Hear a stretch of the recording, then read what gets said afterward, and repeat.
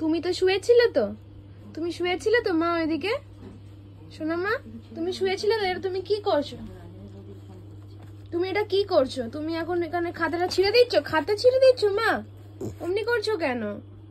হ্যাঁ, আমি জাস্ট মা নামে রান্নাঘরে গেছি, তুমি এটা কি করছো? করতে নেই। শোনো মা, বকে নিয়ে এদিকে দেখবে এসো, দেখো খাতা ওইখানে শুয়েছিল, এইদিকে এসে আমার খাতা ছিঁড়ে দিচ্ছে।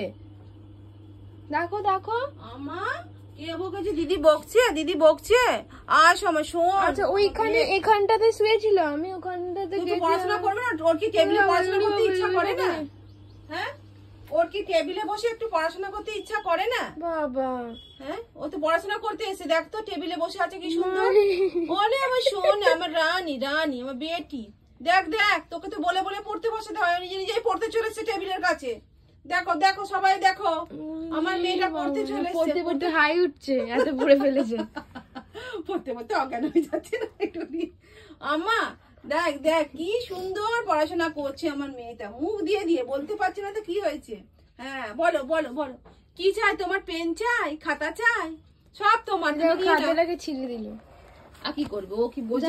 বলে আমার সোনাটা, আমার সোনাটা, আমার মানিটা, আমার রানীটা, বউটা